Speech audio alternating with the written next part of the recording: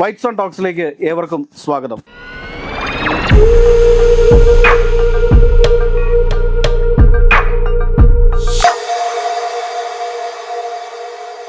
സാറേ നമസ്കാരം.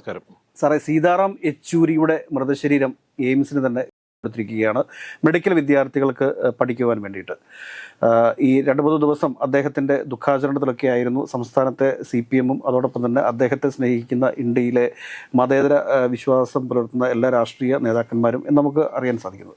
അപ്പോൾ അതനുസരിച്ചിട്ട് ഇനിയിപ്പോൾ ഈ ദുഃഖാചരണമൊക്കെ കഴിഞ്ഞു, ഇനി വീണ്ടും തിരിച്ച് രാഷ്ട്രീയമായ ചർച്ചകളിലേക്ക് വരികയാണ്. CPM-ന് അകത്തുള്ള രാഷ്ട്രീയം തന്നെയാണ് വീണ്ടും വീണ്ടും ചർച്ച ചെയ്യപ്പെടുന്നത്. PV അൻവറും ADGP-യുമായിട്ടുള്ള യുദ്ധം അതിങ്ങനെ നടന്നുകൊണ്ടേയിരിക്കുന്നു. അതിന് എന്തായി വിവരങ്ങൾ എന്നുള്ളതൊന്നും തൽക്കാലം ഇപ്പോൾ പുറത്തു വന്നിട്ടില്ല. അദ്ദേഹം 2 ദിവസമായിട്ട് ഡൽഹിയിലാണ്. ഇന്ന് അദ്ദേഹം തിരിച്ചെത്തുമെന്നുള്ളൊരു പ്രതീക്ഷയിലാണ് ഇരിക്കുന്നത്. അതുകൂടാണ്ട് അദ്ദേഹം തിരിച്ചെത്തിയതോടെ തന്നെ P ശശിക്കെതിരെ പരാതി നൽകും എന്ന് പറയുന്നുണ്ട്. അപ്പോൾ വിഷയം ഇപ്പോഴും വിഷയമായിട്ട് തന്നെ അവിടെ നിൽക്കുകയാണ്. ഒരിക്കലും അത് വിഷയം അവസാനിച്ചിട്ടില്ല. ഈ വിഷയങ്ങളുടെയൊക്കെ തുടർ ചർച്ചകൾ ഒരുപക്ഷെ നാളെ തുടങ്ങി വീണ്ടും പുനരാരംഭിച്ചേക്കാം. ഇന്നും അൻവർ ഷിയാസിനെതിരെയാണ് രംഗത്ത് വന്നിട്ടുള്ളത്. അദ്ദേഹത്തിനെതിരെ വളരെ വലിയ ആരോപണങ്ങളൊക്കെയാണ് അദ്ദേഹം ഉന്നയിച്ചിരിക്കുന്നത്. ആരോപണങ്ങൾ മീൻസ് അദ്ദേഹം VD സതീശൻ്റെ ഗുണ്ടയാണെന്നൊക്കെയാണ് പറയുന്നത്. VD സതീശന് വേണ്ടിയിട്ട് അദ്ദേഹം എന്തും ചെയ്യും എന്നൊക്കെയുള്ള ഒരു പ്രയോഗമാണ്. അതിനെ നമുക്ക് അത്ര വലിയ ഗൗരവത്തിലെടുക്കേണ്ട കാര്യമില്ല എന്ന് തന്നെയാണ് മനസ്സിലാക്കുന്നത്. മുഹമ്മദ് ഷിയാസിനെ സംബന്ധിച്ചിട്ട് മുഹമ്മദ് ഷിയാസ് എറണാകുളം ജില്ലയിൽ വളരെ ശക്തനായി കരുത്തരായി നിൽക്കുന്ന ഒരു കോൺഗ്രസ് നേതാവാണ്. എല്ലാ സമരമുഖങ്ങളിലെയും യൂത്ത് കോൺഗ്രസിൻ്റെയും ഒക്കെ സമരമുഖങ്ങളിലെ മുന്നണി പോരാളിയാണ്. ഈ അദ്ദേഹം DCC പ്രസിഡന്റ് ആയതിനു ശേഷം കേരളത്തിലെ ഏറ്റവും മികച്ച DCC പ്രസിഡന്റുമാരിൽ ഒരാളാണ് മുഹമ്മദ് ഷിയാസ് എന്ന് പറയുന്ന കാര്യത്തിൽ എനിക്ക് മടിയൊന്നുമില്ല. അപ്പോൾ അങ്ങനെയൊക്കെ വെച്ച് നോക്കുമ്പോൾ വീണ്ടും നമ്മൾ CPM-ന്റെ രാഷ്ട്രീയത്തിലേക്ക് തിരിച്ചു വരുമ്പോൾ, PV അൻവറിലേക്ക് തിരിച്ചു വരുമ്പോൾ കേൾക്കുന്ന വാർത്തകൾ ശരിയാണെങ്കിൽ CPM-ൽ നിന്ന് ഒരുപാട് പ്രവർത്തകർ പാർട്ടിയുടെ ബ്രാഞ്ച് സമ്മേളനങ്ങളിൽ നിന്ന് വിട്ടുനിൽക്കുന്നു, അല്ലെങ്കിൽ ബ്രാഞ്ച് സമ്മേളനം നടത്താൻ സാധിക്കാത്ത ചില അവസ്ഥകൾ പല സ്ഥലങ്ങളിലും ഉണ്ടാകുന്നു എന്നൊക്കെയാണ് പുറത്തു വരുന്നത്. ഈ CPM-നകത്ത് ഏതെങ്കിലും തരത്തിലുള്ള ഒരു പിളർപ്പ്, അല്ലെങ്കിൽ CPM-ൽ നിന്ന് കുറേ ആളുകൾ മാറിപ്പോയി മറ്റൊരു പാർട്ടിയുടെ രൂപീകരണം, ഇതിനൊക്കെയുള്ള സാധ്യത എന്താണ്? അല്ല, CPM-ൽ ഒരു പിളർപ്പുണ്ടാവാനുള്ള സാധ്യതയൊക്കെ വളരെ കുറവാണ്. പക്ഷേ നമ്മളിതിൽ കാണേണ്ടത് സിബി നേരത്തെ സൂചിപ്പിച്ചതുപോലെ പല സ്ഥലങ്ങളിലും ഇപ്പം ബ്രാഞ്ച് സമ്മേളനങ്ങൾ നടന്നുകൊണ്ടിരിക്കുകയാണ്. CPM-ന്റെ ഒരു സമ്മേളന കാലം എന്ന് പറഞ്ഞാൽ ദീർഘകാലം നീണ്ടു നിൽക്കുന്ന ഒരു ഏതാണ്ട് 8 മാസത്തോളം 6 മാസത്തിലധികം നീണ്ടു നിൽക്കുന്ന പ്രക്രിയയാണ്. ബ്രാഞ്ച് സമ്മേളനങ്ങൾ, അത് കഴിഞ്ഞ് പിന്നെ ലോക്കൽ സമ്മേളനങ്ങൾ, അത് കഴിഞ്ഞ് ഏരിയ സമ്മേളനം, ജില്ലാ സമ്മേളനം, സംസ്ഥാന സമ്മേളനം, അത് കഴിഞ്ഞ് പാർട്ടി കോൺഗ്രസോട് കൂടിയാണ് ഇത് അവസാനിക്കുന്നത്. ഇപ്പം തുടങ്ങി അത് ഏപ്രിലോട് കൂടിയാണ് ഇത് അവസാനിക്കുന്നത്. പാർട്ടി കോൺഗ്രസ് മധുരയിൽ വെച്ചാണ് ഇത്തവണ. ഈ പ്രോസസ്സിംഗ് എന്ന് പറയുന്നത് പാർട്ടിയെ എല്ലാ കാലത്തും ശക്തമായി നിലനിർത്തുകയും അടിത്തറ ഭദ്രമാക്കുകയും ചെയ്യുന്ന ഒരു പ്രോസസ്സിംഗ് ആണ് ഇപ്പം നടക്കുന്നത്. ബ്രാഞ്ച് സമ്മേളനം, ബ്രാഞ്ചാണ് CPM-നെ സംബന്ധിച്ചിടത്തോളം ഏറ്റവും ശക്തമായ ഒരു ഘടകം എന്ന് പറയുന്നത്. അപ്പം ഈ ബ്രാഞ്ച് സമ്മേളനം നടക്കുന്നതിൻ്റെ തലേന്ന് രാത്രിയിലാണ്, അല്ലെങ്കിൽ തലേന്നാണ് ഈ സംഭവം ഈ PV അൻവറിന്റെ നേതൃത്വത്തിൽ ഏറ്റവും വലിയ ആരോപണങ്ങളായിട്ട് വരുന്നത്. ആദ്യഘട്ടത്തിൽ പോലീസിനെതിരെ തുടങ്ങിയ യുദ്ധം പിന്നീട് മാറി അത് മുഖ്യമന്ത്രിയുടെ ഓഫീസിനെതിരെ ആവുന്നു, മുഖ്യമന്ത്രിയുടെ പൊളിറ്റിക്കൽ സെക്രട്ടറിക്കെതിരെ ആവുന്നു, അത് പിന്നീട് പാർട്ടിയിൽ തന്നെ വലിയ ചർച്ചയായി മാറുന്നു. പല രീതിയിലും ഉള്ള അഴിമതി ആരോപണങ്ങൾ, പല തരത്തിലുള്ള നിരവധിയായ അധർമ്മ പ്രവർത്തനങ്ങളുടെ കേന്ദ്രമായി ഈ ആഭ്യന്തര വകുപ്പിൻ്റെ ADGP അജിത് കുമാറിൻ്റെ നേതൃത്വത്തിൽ വലിയ രീതിയിലുള്ള ഗുണ്ടാ പ്രവർത്തനങ്ങൾ, ഗൂഢനീക്കങ്ങൾ ഒക്കെ നടക്കുന്നു എന്ന് പറഞ്ഞുകൊണ്ട് വലിയ ആരോപണമാണ് PV അൻവർ ഉന്നയിച്ചത്. യഥാർത്ഥത്തിൽ കേരളത്തിൽ ഇത്തരത്തിൽ ഭരിക്കുന്ന പാർട്ടിക്കെതിരെയും അതുപോലെ തന്നെ പോലീസിനെതിരെയും നടന്ന വലിയ ആക്രമണം എന്ന് പറയുന്നത് കരുണാകരൻ്റെ കാലത്ത് മാത്രമാണ് ഉണ്ടായിട്ടുള്ളത്. അതിനുശേഷം ഇത്രയും ഭീകരമായ ഒരു ആരോപണവും പലതരത്തിലുള്ള IPS ഓഫീസർമാരും ഈ ക്രമസമാധാന ചുമതലയുള്ള ADGP ഒക്കെ ഈ വലിയ രീതിയിൽ ആരോപണ വിധേയരാകുന്ന ഒരു ചരിത്രം തന്നെ ഉണ്ടായി. കരുണാകരന്റെ കാലഘട്ടത്തിൽ ആരോപണം നേരിട്ടിരുന്ന ആളൊക്കെ പിന്നീട് പിണറായി വിജയൻ സർക്കാരിന്റെ കാലഘട്ടത്തിൽ ശ്രീവാസ്തവ പോയി ഉപദേശകനായിട്ട് വന്ന കാര്യം നമ്മൾ മറക്കരുത്. അപ്പം നമ്മളിതിൽ കാണേണ്ടത് ഇപ്പം കൂത്തുപറമ്പ് വെടിവെപ്പിന്റെ സമയത്താണ് ഏറ്റവും കൂടുതൽ പോലീസ് ഭയങ്കരമായി പ്രതിക്കൂട്ടിലാവുന്നത് നമ്മൾ കാണേണ്ടതുണ്ട്. അപ്പം അതിനുശേഷം നമ്മൾ ഇത്രയും ഭീകരമായൊരവസ്ഥ പോലീസ് അകപ്പെട്ടിട്ടില്ല. അപ്പം CPM ആണ് ഇവിടെ ഭരിക്കുന്നതെന്നും ഒരു പക്ഷേ കോൺഗ്രസ് ആയിരുന്നു, ഇപ്പം CPM പ്രതിപക്ഷത്തും കോൺഗ്രസ് ആയിരുന്നു ഭരണകക്ഷിയെങ്കിൽ, ആഭ്യന്തര വകുപ്പ് കോൺഗ്രസിൻ്റെ കയ്യിലായിരുന്നെങ്കിൽ, ഇത്തരത്തിലൊരു വലിയ ആരോപണം ഉന്നയിക്കപ്പെട്ടിരുന്നെങ്കിൽ കേരളത്തിൽ യഥാർത്ഥത്തിൽ വലിയ സമരത്തിൻ്റെ വേലിയേറ്റുണ്ടാവുകയും നിരവധിയായ വിഷയങ്ങളുണ്ടാവുകയും ഒരുപക്ഷെ വെടിവെപ്പും ഒരുപാട് ആളുകൾ മരിക്കുകയൊക്കെ ചെയ്യുന്ന അവസ്ഥയിലേക്കൊക്കെ വന്നിട്ടുണ്ടാകും. പക്ഷേ കേരളത്തിൽ അത്തരത്തിലുള്ള ഒരു സമര വേലിയേറ്റൊന്നും ഈ അൻവറിൻ്റെ വെളിപ്പെടുത്തലിൻ്റെ ഭാഗമായിട്ട് ഉണ്ടായിട്ടില്ല. പക്ഷേ ഈ സമരം ചെയ്യുന്ന അൻവർ എന്ന് പറയുന്നത് ഇടതുപക്ഷത്തിൻ്റെ CPMന്റെ അനുഭാവിയാണെന്ന് പറഞ്ഞുകൊണ്ട് തന്നെയാണ് ഇപ്പോഴും നിൽക്കുന്നത്. അതുകൊണ്ട് CPMൽ ഒരു പിളർപ്പ് ഉണ്ടാക്കാൻ പറ്റുമെന്ന് വെച്ചാൽ ഒരിക്കലും ഉണ്ടാക്കാൻ പറ്റില്ല. കാരണം ഒന്ന്, CPM അംഗം പോലും അല്ലാത്ത ഇടതുപക്ഷ അനുഭാവി മാത്രമായിരിക്കുന്ന അൻവറിന് ഈ പാർട്ടിക്കുള്ളിൽ ഒന്നും ചെയ്യാൻ പറ്റില്ല എന്ന് നമ്മളിൽ കാണേണ്ടതുണ്ട്. ഇപ്പം പാർട്ടി മെമ്പർ അല്ലാത്ത KT ജലീലിന് യഥാർത്ഥത്തിൽ ഈ പാർട്ടിയിൽ എന്ത് ചെയ്യാൻ പറ്റുമെന്ന് വെച്ചാൽ ഒന്നും ചെയ്യാൻ പറ്റില്ല. പക്ഷേ നമ്മളിൽ കാണേണ്ടത് ഇപ്പം കോഴിക്കോടായാലും മലപ്പുറത്തായാലും ഒക്കെ CPMന് ഇതുവരെ കിട്ടിക്കൊണ്ടിരുന്ന ഒരു ജനകീയ പിന്തുണയുണ്ട്. അപ്പം ഇവരൊക്കെ ഒരിക്കൽ പോലും അവിടെ LDFന് ജയിക്കാൻ പറ്റാത്ത സാഹചര്യത്തിൽ സ്വതന്ത്രർ ഇറക്കിയ ഈ സീറ്റ് പിടിച്ചെടുത്താണ്. ഇപ്പോൾ PV അൻവർ എന്ന് പറയുന്ന നിലമ്പൂർ യഥാർത്ഥത്തിൽ ദീർഘകാലമായിട്ട് LDFന് കടന്നു കയറാൻ പറ്റാത്ത കോൺഗ്രസിന്റെ കോട്ടയായിരുന്നു നമ്മളിൽ കാണേണ്ടതുണ്ട്. ആര്യാടന്റെ കോട്ടയിൽ വിള്ളലുണ്ടാക്കി അവിടെ സാമ്രാജ്യം സ്ഥാപിച്ച ആളാണ് ഈ അൻവർ എന്ന് പറയുന്ന കക്ഷി. അപ്പോൾ അതാണ് അൻവറിനോട് CPMനുള്ള ഒരു കമ്മിറ്റ്മെന്റ് എന്ന് പറയുന്നത്. അത് തന്നെയാണ് ഇദ്ദേഹത്തോടുള്ളത്, KT ജലീലിനോട്. പക്ഷെ KT ജലീലിന് അതുകൊണ്ട് നഷ്ടം ഉണ്ടായിട്ടില്ല. KT ജലീൽ 4 തവണ MLA ആവുന്നു, 1 തവണ മന്ത്രിയാവുന്നു. അപ്പോൾ അദ്ദേഹത്തിന് സാധാരണ ഒരു പിന്നെ രാഷ്ട്രീയ പ്രവർത്തകന് കിട്ടാവുന്ന എല്ലാ സുഖ സൗകര്യങ്ങളും കിട്ടിയിട്ടുണ്ട് നമ്മളിൽ കാണേണ്ടതുണ്ട്. അപ്പോൾ KT ജലീലിന് ഇത്തവണ എന്താണ് പ്രശ്നം എന്ന് വെച്ചാൽ KT ജലീലിന് ഇത്തവണ മന്ത്രിയാക്കിയില്ല എന്നുള്ളത് തന്നെയാണ് അദ്ദേഹത്തിന്റെ പ്രശ്നം. PV അൻവറിന്റെ വിഷയവും യഥാർത്ഥത്തിൽ മന്ത്രിസ്ഥാനത്തേക്ക് വരാൻ പറ്റിയില്ല എന്നുള്ളതാണ്. ഒരു പക്ഷേ മന്ത്രിസ്ഥാനത്തേക്ക് ഇവർ വന്നിരുന്നെങ്കിൽ ഈ നമുക്കറിയാം 2.5 വർഷം കാലം കേരളത്തിൽ മന്ത്രി അല്ലാതിരുന്ന KB ഗണേഷ് കുമാർ. ആ സമയത്ത് KB ഗണേഷ് കുമാർ ഈ മന്ത്രിസഭയെയും ചില മന്ത്രിമാരെയൊക്കെ പരസ്യമായി വിമർശിക്കുന്ന ഒരു സാഹചര്യം ഉണ്ടായിരുന്നു. KB ഗണേഷ് കുമാറിനെ മന്ത്രിയാക്കിയില്ലായിരുന്നെങ്കിൽ ഇപ്പോൾ ഈ പക്ഷത്ത് KB ഗണേഷ് കുമാറും ചേർന്നതിൻ്റെ നമ്മളിൽ കാണേണ്ടതുണ്ട്. അപ്പോൾ ഇവരുടെ എല്ലാം നിരാശയിൽ നിന്ന് ഉടലെടുത്ത ചില സംഭവങ്ങളാണ്. പക്ഷേ ഇതൊക്കെ പറയുമ്പോഴും P ശശിക്കെതിരെ അതുപോലെ PK ശശിക്കെതിരെയൊക്കെ ഉയർന്ന വലിയ ആരോപണങ്ങൾ എന്ന് പറയുന്നത് ഒരു കാരണവശാലും CPMന് മൂടിവെക്കാൻ പറ്റുന്നില്ല. അപ്പം PK ശശിക്കെതിരെ പിന്നീട് പാർട്ടി കമ്മീഷൻ തന്നെ എൻക്വയറി നടത്തുകയും അദ്ദേഹത്തിന്റെ പാർട്ടിയിൽ നിന്ന് തരം താഴ്ത്തുകയൊക്കെ ചെയ്തു. ജില്ലാ കമ്മിറ്റിക്ക് തരം താഴ്ത്തി അദ്ദേഹം ഇപ്പം ബ്രാഞ്ച് കമ്മിറ്റി അംഗം മാത്രമാണ്. ഇപ്പൊ പാർട്ടിയിൽ ഉണ്ടോ എന്ന് വെച്ചാൽ ഉണ്ട് എന്ന്. പക്ഷേ അദ്ദേഹത്തിന് KTDC ചെയർമാൻഷിപ്പ് പാർട്ടി കൊടുത്തതാണ്. ഈ ചെയർമാൻഷിപ്പ് അദ്ദേഹം ഇതുവരെ രാജിവെച്ചിട്ടില്ല നമ്മൾ ഇതിൽ കാണുന്നുണ്ട്. അപ്പോൾ എവിടെയോ ഒരു പരിരക്ഷ PK ശശിക്ക് കിട്ടുന്നുണ്ട്. അതിനേക്കാളേറെ വലിയ പരിരക്ഷയാണ് P ശശിക്ക് കിട്ടിക്കൊണ്ടിരിക്കുന്നത്. ഒരു കാലത്ത് പാർട്ടിയിൽ നിന്ന് പോലും പുറത്താക്കപ്പെട്ട് പൂർണ്ണമായും പാർട്ടിയായിട്ടുള്ള ബന്ധം പോലും വിച്ഛേദിക്കപ്പെട്ടിരുന്ന ഒരു നേതാവായിരുന്നു ഈ P ശശി. കണ്ണൂർ ജില്ലാ സെക്രട്ടറി ആയിരുന്ന സമയത്താണ് അദ്ദേഹത്തിനെതിരെ നടപടി വരുന്നത്. അപ്പം നായനാർ മുഖ്യമന്ത്രി ആയിരിക്കുന്ന സമയത്ത് അദ്ദേഹത്തിന്റെ പൊളിറ്റിക്കൽ സെക്രട്ടറി ആയിരുന്നു P ശശി ഈ സമയത്തും വലിയ ആരോപണങ്ങൾക്ക് വിധേയമായ ആളാണ്.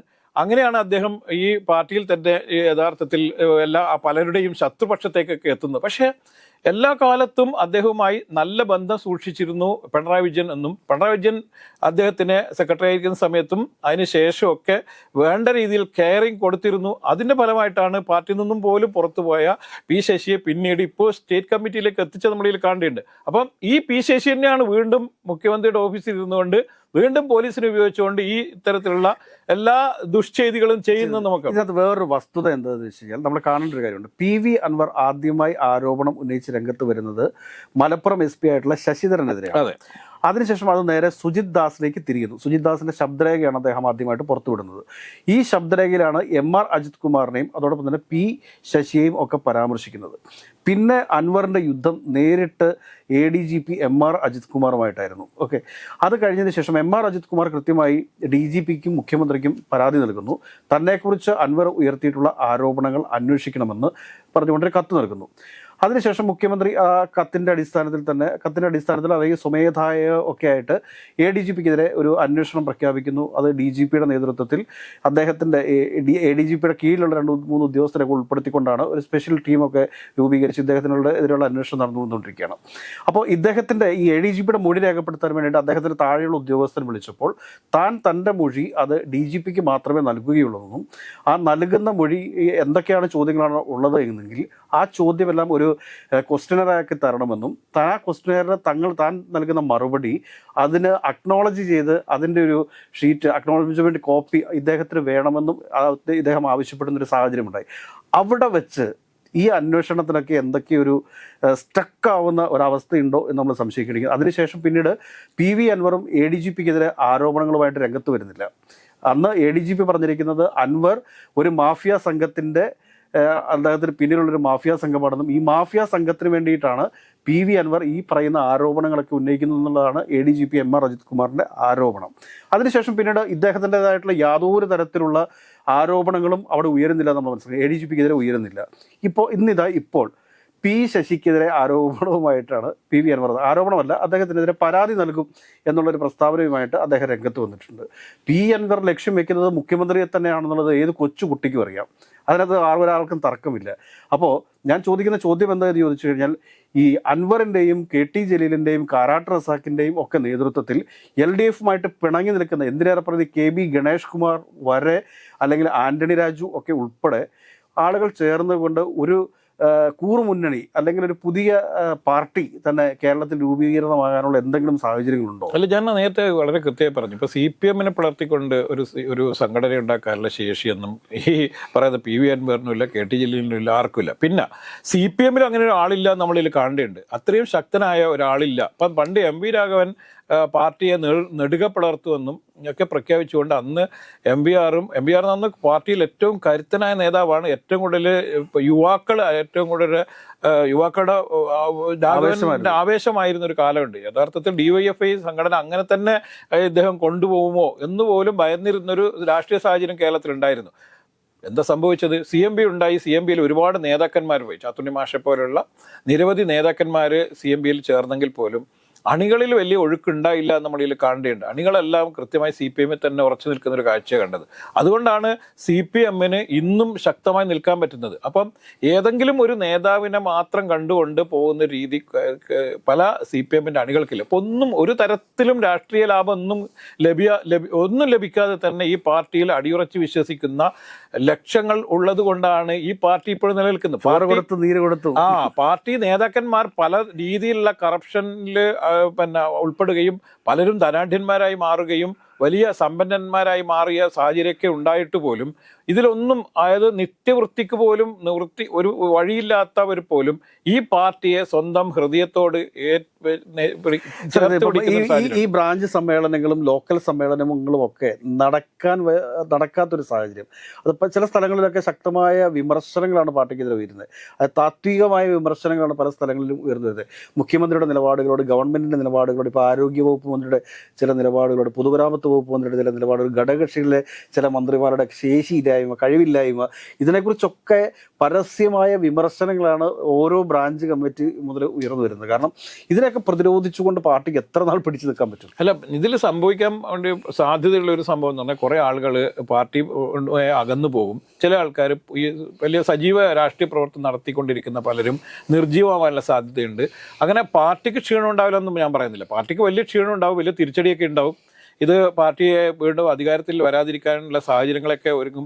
അതുപോലെ തന്നെ ചില ആളുകളൊക്കെ BJP-യിലൊക്കെ വഴിമാറിപ്പോകും. ചില ആൾക്കാരൊക്കെ മറ്റു പാർട്ടിയിലൊക്കെ പോകാൻ സാധ്യതയുണ്ട്. അപ്പം പാർട്ടി വിട്ടുപോകില്ല എന്നല്ല ഞാനിൽ പറഞ്ഞത്. പക്ഷേ ഒരു പാർട്ടിയൊന്നും പുതുതായിട്ടുണ്ടായി അതിൻ്റെ കൂടെ നിന്ന് പോരാടാനുള്ള ശേഷിയൊന്നും അല്ലെങ്കിൽ അത്തരത്തിലൊരു സംഘടന മികവുള്ള ഒരാളൊന്നും ഇവരുടെ കൂടെ ഇല്ല എന്നുള്ള അവളിൽ കാണേണ്ടതുണ്ട്. പിന്നെ പാർട്ടിയിൽ യഥാർത്ഥത്തിൽ ഗോവിന്ദമാഷ് ഈ പാർട്ടിയെ തിരുത്തി കൊണ്ടുവരുവാനുള്ള ശ്രമങ്ങളൊക്കെ ഉള്ളിൽ നടത്തുന്നുണ്ടെന്ന് നമ്മളിൽ കാണുന്നുണ്ട്. ഗോവിന്ദമാഷ് ആര് തിരുത്തും?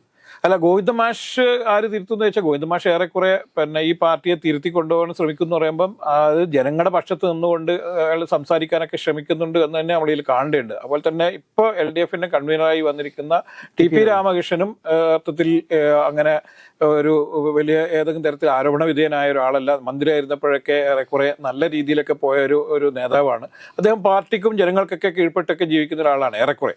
അപ്പം ഇ പി ജയരാജൻ മാറി TP വരുന്നതും അതുപോലെ തന്നെ ഗോവിന്ദമാഷ് ഇതിനെ തിരുത്താൻ വേണ്ടി ശ്രമിക്കുന്നതൊക്കെ ഒരു പരിധിവരെ ചിലപ്പോൾ ലക്ഷ്യം കണ്ടേക്കാം. പക്ഷെ ഇതൊക്കെ പറയുമ്പോഴും ഇപ്പോൾ ഗോവിന്ദമാഷ് തിരുത്താൻ വേണ്ടി ശ്രമിക്കുമ്പോൾ ഉണ്ടോ ഗോവിന്ദമാഷ് പിന്നെയും പിണറായി ന്യായീകരിച്ചുകൊണ്ടല്ലേ സംസാരിക്കുന്നതെന്നൊക്കെ ചോദിച്ചു കഴിഞ്ഞാൽ, ഭരണത്തിലിരിക്കുന്ന ഒരു പാർട്ടി എന്നുള്ളത് അതിൻ്റെ തലപ്പത്തിരിക്കുന്ന അല്ലെങ്കിൽ അതിൻ്റെ സ്റ്റേറ്റ് സെക്രട്ടറി തലത്തിലിരിക്കുന്ന ഗോവിന്ദമാഷയ്ക്ക് ഒരുപാട് ലിമിറ്റേഷൻസ് ഉണ്ട് നമ്മളിൽ കാണേണ്ടതുണ്ട്.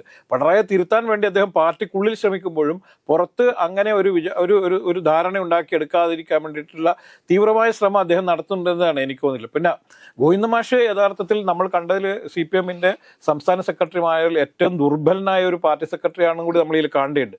അപ്പം പാർട്ടി ദുർബലമാണ്, പാർട്ടി സെക്രട്ടറി അതേക്കാൾ ദുർബലമാണ്, പാർട്ടി ഭരിക്കുന്ന സർക്കാർ വളരെ ദുർബലമാണ് എന്നുള്ളതാണ് ഇപ്പോൾ അവസ്ഥ. ഇങ്ങനെ എല്ലാ തലത്തിലും ദുർബലമായി പോകുന്നു എന്നുള്ളതാണ് നമ്മളിൽ കാണേണ്ടത്. അപ്പോൾ CPM പിളരുവോ അല്ലെങ്കിൽ CPM തളരുവോ എന്ന് വെച്ചാൽ CPM പിളരുകയല്ല ഉണ്ടാകുന്നത്, തളരുകയാണ് ചെയ്യുന്നതെന്നുള്ളതാണ് എൻ്റെ ഒരു നിഗമനം. പാർട്ടിൻ്റെ ഏറ്റവും ക്രൂഷ്യലായിട്ടുള്ള ടൈമിലൊക്കെ പിന്നെ പാർട്ടി ജനറൽ സെക്രട്ടറി, അതായത് ദേശീയ തലത്തിലുള്ള ഇടപെടൽ ഉണ്ടായിട്ടുണ്ട്. PB മെമ്പർമാർ കൃത്യമായ നിലപാട് സ്വീകരിച്ചിട്ടുണ്ട്. ഇപ്പം പിണറായിയും അതുപോലെ തന്നെ VS തമ്മിൽ വലിയ പോരാട്ടം നടക്കുന്നു. ഇപ്പോൾ LDF ഭരിക്കുന്നു, VS മുഖ്യമന്ത്രിയായിരിക്കും. ഈ രണ്ടുപേരെയും PB തൽക്കാലത്തേക്ക് സസ്പെൻഡ് ചെയ്യും. പിന്നീട് പിണറായി വിജയനെ വീണ്ടും തിരിച്ച് PBയിലേക്ക് എടുക്കുകയും പ്രായത്തിന്റെ കാര്യം പറഞ്ഞുകൊണ്ട് VSനെ മാറ്റി നിർത്തുകയും ചെയ്ത സന്ദർഭമൊക്കെ ഉണ്ട്. അപ്പോൾ അവിടെയൊക്കെ VS ആയിട്ട് വളരെ നല്ല ബന്ധം പുലർത്തിയിരുന്നു സീതാറാം യെച്ചൂരി എന്ന് നമ്മളിൽ കാണേണ്ടതുണ്ട്. അപ്പോൾ സീതാറാം യെച്ചൂരിക്ക് യഥാർത്ഥത്തിൽ ഇപ്പോൾ അന്ന് പ്രകാശ് കാരാട്ടായിരുന്നു. ഇപ്പോൾ സീതാറാം യെച്ചൂരിൻ്റെ കാലത്ത് കുറച്ചും കൂടി നയപരമായ ചില നീക്കങ്ങൾ നടത്തുകയും ഈ പരസ്പരം ബന്ധിപ്പിച്ച് തന്നെ കൊണ്ടുപോകാൻ വേണ്ടിയുള്ള ശ്രമങ്ങളൊക്കെ നടത്തുകയൊക്കെ ചെയ്യായിരുന്നു. പക്ഷേ സീതാറാം യെച്ചൂരിൻ്റെ ആകസ്മികമായ മരണം യഥാർത്ഥത്തിൽ വലിയ രീതിയിലുള്ള ഈ സ്റ്റേറ്റ് നേതൃത്വം, സംസ്ഥാന നേതൃത്വത്തിന് കുറച്ച് തിരിച്ചടി കിട്ടാനുള്ള സാധ്യതയുണ്ട്. അതുപോലെ തന്നെ ഇനി പുതിയ പാർട്ടി സെക്രട്ടറി ആരാണ് വരുന്നത്, അതിനൊക്കെ വലിയ രീതിയിൽ ഇവിടുത്തെ വിഭാഗീയ പ്രവർത്തനങ്ങളൊക്കെ ബാധിക്കുമെന്ന് നമ്മൾ കാണേണ്ടതുണ്ട്. അതുകൊണ്ട് കേരളത്തിലെ CPMനെ അത്രയേറെ മനസ്സിലാക്കിയ ഒരാളല്ല പാർട്ടി സെക്രട്ടറിയായി വരുന്നെങ്കിൽ കേരളത്തിലെ CPMന് വലിയ രീതിയിൽ തിരിച്ചടി ഉണ്ടാവുന്നതിനാണ്. അപ്പം സീതാറാം യെച്ചൂരിക്ക് യഥാർത്ഥത്തിൽ കേരളത്തിലെ പല നേതാക്കന്മാരുമായിട്ട് വ്യക്തിപരമായ അടുപ്പമുണ്ടായി നമ്മളിൽ കാണേണ്ടതുണ്ട്.